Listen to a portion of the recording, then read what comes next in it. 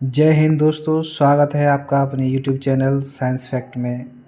जैसा कि हमने पार्ट 1, पार्ट 2 में मानव पाचन तंत्र के बारे में जाना, आज हम पार्ट 3 में जानेंगे मानव पाचन तंत्र में सहायक या संबंधित पाचक ग्रंथियाँ।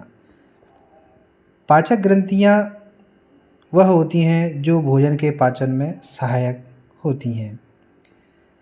बात करते हैं लार ग्रंथि के बारे में। तो लार ग्रंथि, मनुष्य में 3 जोड़ी लार ग्रंथियाँ पाई जाती हैं। नंबर 1 पैरोटिड ग्रंथि, यह दोनों कानों के नीचे एक एक उपस्थित होती है। यह सबसे बड़ी लार ग्रंथि होती है। सबमैंडिबुलर ग्रंथि, यह जबड़े के मध्य मैक्सिला अस्थि के दोनों ओर एक एक उपस्थित होती है। यह वार्टन नलिका द्वारा खुलती है। नंबर 3 सबलिंगुअल ग्रंथि, यह जिह्वा के दोनों तरफ एक एक उपस्थित होती है। यह वथोलिन या रेवनस नलिका द्वारा खुलती है। आगे बात करेंगे हम लीवर यानी यकृत। यह मानव शरीर की सबसे बड़ी ग्रंथि है। यह उदर गुहा में दाहिने ओर डायफ्राम में लगा हुआ होता है। यकृत कोशिकाओं से पित्तरस का स्राव होता है जो पित्ताशय में जमा या संचित होता है। एक वयस्क मनुष्य में यकृत का वजन 1.5 से 2 kg होता है। इसका रंग चॉकलेटी, कार्य यूरिया निर्माण, पित्ताशय का निर्माण, गुण पुनः उत्पत्ति का। पित्तरस 2 प्रकार का होता है, पीला हरा। पीला रंग बिलिरुबिन के कारण, हरा रंग बिलिरुबिन के कारण। पित्तरस भोजन को सड़ने से रोकता है। यकृत से प्रतिदिन लगभग 500 से 1000 मिलीलीटर पित्तरस का स्राव होता है। इम्पोर्टेंट फैक्ट, यकृत ग्लूकोज को ग्लाइकोजन के रूप में संचित रखता है। यकृत से कोई एंजाइम या विकर नहीं निकलता है। इम्पोर्टेंट फैक्ट, यकृत में हेपेटिक कोशिका पित्तरस का निर्माण करती है और कुप्फर कोशिकाएं रोगाणुओं को नष्ट करती हैं।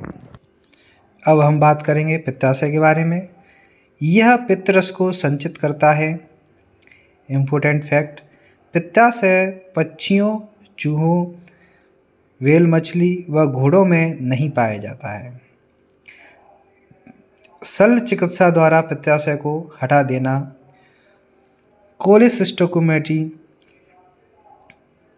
और अल्ट्रासोनिक विकिरण द्वारा बिना शल्य क्रिया के पथरी को गला देना लिथोट्रिप्सी कहलाता है।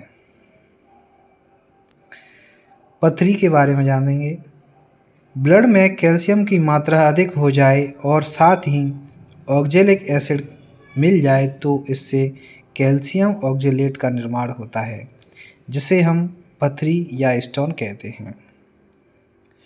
ऑक्जेलिक एसिड की बात करें तो हम टमाटर, पालक, बीज वाली सब्जियों में यह पाया जाता है। इम्पोर्टेंट फैक्ट, पथरी पित्ताशय, वृक्क, फेफड़ा, यकृत में देखने को मिल सकता है। आगे हम जानें अग्नाशय के बारे में।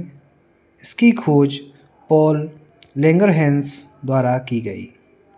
अग्नाशय मिश्रित ग्रंथि है। यह हमारे शरीर में उदर गुहा के अंदर होती है। इसकी प्रकृति बहिस्त्रावी और अंतःस्त्रावी दोनों प्रकार की होती है। बहिस्त्रावी भाग से क्षारीय अग्नाशय रस निकलता है। अंतःस्त्रावी भाग से इंसुलिन और ग्लूकागॉन नामक हार्मोन का स्राव होता है। अग्नाशय में प्रोटीन का पाचन होता है, इससे अग्नाशयी रस निकलता है। यह क्षारीय द्रव होता है जिसका pH मान 7.5 से 8.3 होता है। इसे पूर्ण पाचक रस कहा जाता है। इसमें 4 एंजाइम निकलते हैं। एमाइलेज कार्बोहाइड्रेट का पाचन करता है। लाइपेज वसा का पाचन करता है। ट्रिप्सिन प्रोटीन का पाचन करता है। काइमोट्रिप्सिन प्रोटीन का पाचन करने में ही सहायक होता है। इसी प्रकार हम अपने टॉपिक को पूर्ण विराम देंगे। अब अगले टॉपिक के साथ हम मिलेंगे अपनी नेक्स्ट वीडियो में। जय हिंद, जय भारत।